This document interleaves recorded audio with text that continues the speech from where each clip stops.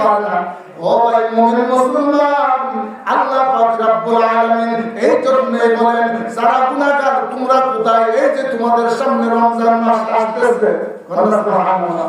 আল্লাহুম্মা বারিক লানা, আল্লাহুম্মা বারিক লানা ফীহি রাজাব ওয়া শাবান ওয়া বাল্লিগনা রমাদান।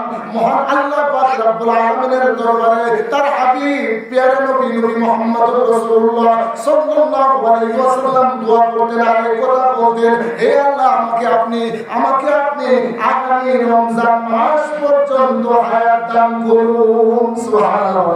ও ভাই মুসলমান, এই জন্য আজকে যারা আমরা শাবান মাস পেয়েছি, এই শাবান মাসের উপলক্ষে যদি আমরা এই শবে বরাত, যে শবে বরাতের কথা নবী বলেছেন যে এই শবে বরাত আমার উম্মতের জন্য হাজার লাখ ইবাদত বন্দেগী করলে যে সওয়াব মিলবে, আল্লাহ পাক রব্বুল আলামিন তার উম্মতকে এক রাতের বিনিময়ে হাজার রাতের সওয়াব আল্লাহ আমলনামা দান করবে। সুবহানাল্লাহ।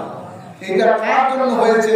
একমাত্র আপনার আমার দয়ার নবী, মায়ের নবী, উম্মতের কান্নার নবী, নবী মুহাম্মদ রাসূলুল্লাহ সাল্লাল্লাহু আলাইহি ওয়াসাল্লাম। আল্লাহ পাক তার উম্মতের মায়া, তার হাবিবের দরদের সম্মানার্থে এই রাত্র দান করেছে। সুবহানাল্লাহ বলেন, জোরে বলেন সুবহানাল্লাহ।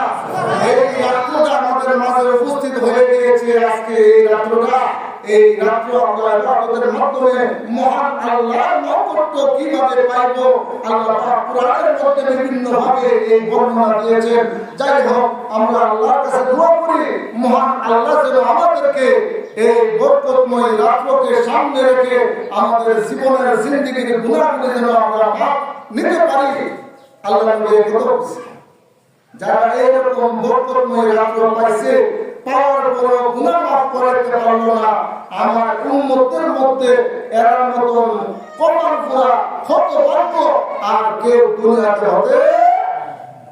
এই জন্য ভাই মুসলমান, আল্লাহর কাছে তওবা করি, আল্লাহর কাছে মাফ চাই। আল্লাহ যেন আমাদেরকে এই শাবান মাসের উপলক্ষে আগামী রমজান মাস পর্যন্ত হায়াতে বের পাই। আল্লাহ আমাদের সকলকে সেই হিসাবে কবুল করুন, সকলে বলে আমিন।